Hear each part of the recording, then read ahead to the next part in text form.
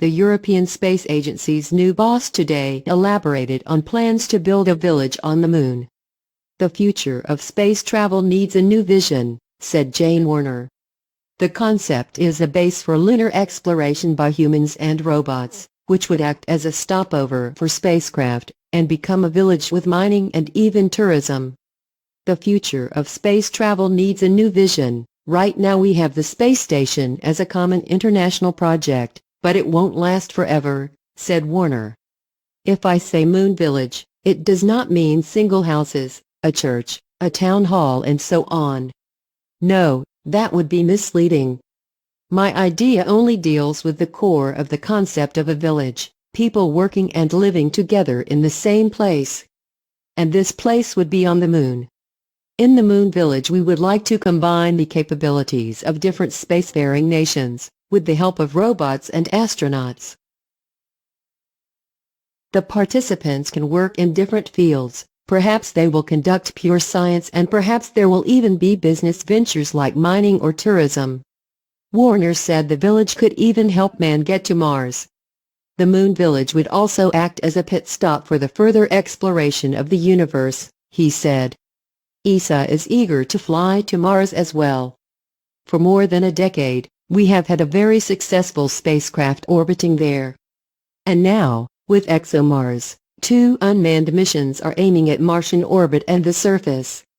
Yes, the Americans want to send astronauts to Mars one day, but today's technology isn't prepared for this trip yet. For example, we must develop countermeasures against the cosmic radiation that endangers the health of humans on long space trips. And we have to learn how to endure longer periods of time in space, not only in low orbit as on the space station. This is where our Moon comes into play. It is the perfect stepping stone to Mars. Recently, I talked to Charlie Bolden, the administrator of NASA. He endorsed the idea of a Moon Village. He said to me, "We will go together. It could also help defend the Earth. It helps with planetary defense, which means protecting Earth from the hazards of impacting asteroids or comets. To venture into the unknown is in our genes. Curiosity has always been a very strong driver for humankind. And exploration is especially part of the European heritage. The village would be manned by humans and robots, with rovers able to traverse the planet on their own.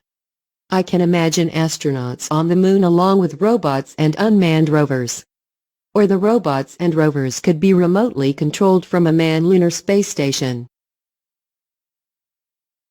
Yes, in principle the Moon Village could be robots only, but the idea is to bring together the whole diversity of spacefaring nations. Therefore, I am quite sure that some nations would send astronauts, cosmonauts or takenauts as well. Woerner also said the project could even bring the US and China together.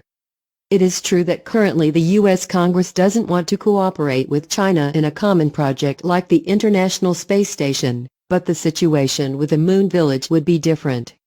I think we should bridge these earthly problems, and I'm sure that it can be achieved in the end. The project could take the place of the ISS. All members but the European Union have agreed to operate and finance the ISS to at least 2024. Woerner insisted today the ISS has its value and said he hoped to convince member states that ESA should continue its involvement in the project. Europe is currently committed until 2020. As for the future, I see the Moon Village as the ideal successor of the International Space Station for exploration, said Woerner in a previous interview about the project. So far, there is no competitive proposal on the table. Unlike the ISS, he explained, a lunar village required no formal decision among countries. It is more an understanding of many nations to go together to the Moon. What is important, however, is a discussion on the best location to settle. Is it the far side? Is it the near side? Is it the poles? Once a spot is chosen, said Woerner, individual countries or space agencies will decide how they want to take part in the project. But who would take part? Russia has some lunar missions planned, so why not have them as part of the Moon Village? Asked Woerner, noting also that the Chinese are planning some lunar missions.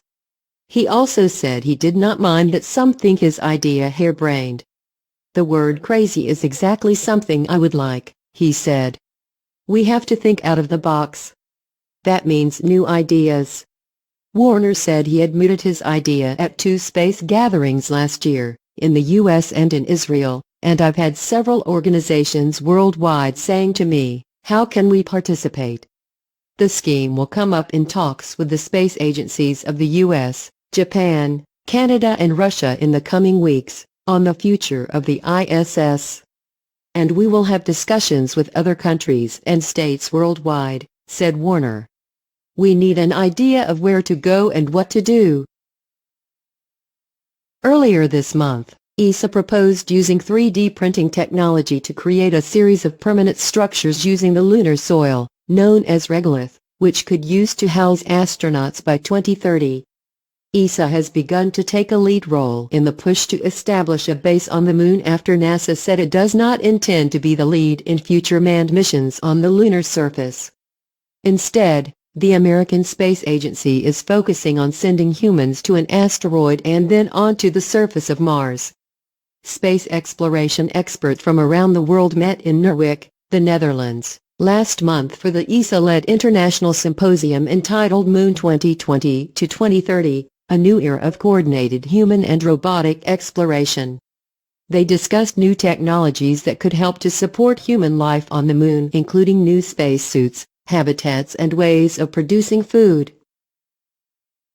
Some of these technologies, such as greenhouses being used to grow salad and other planets, are already being tested on the International Space Station.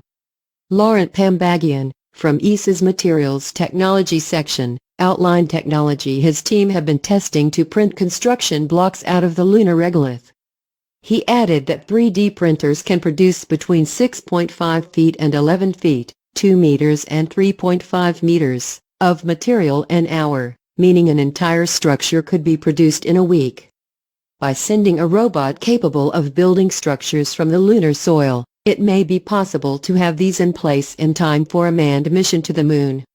Speaking in the past about the 3D printing technology, Mr. Pambagian said, "Terrestrial 3D printing technology has produced entire structures." Artist impressions of such a lunar base released by ESA have been compared to the underground buildings inhabited by the children's TV characters the Teletubbies.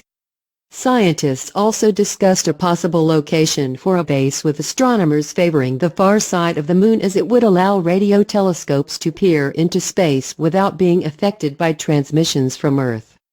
However, according to Space.com, Europe now appears to be leading the international efforts to put humans back on the Moon.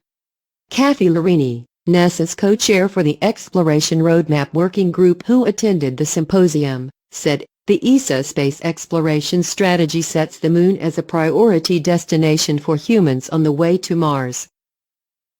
Talk of a Moon village certainly has generated a lot of positive energy in Europe. The timing is right to get started on the capabilities which allow Europe to meet its exploration objectives and ensure it remains a strong partner as humans begin to explore the solar system.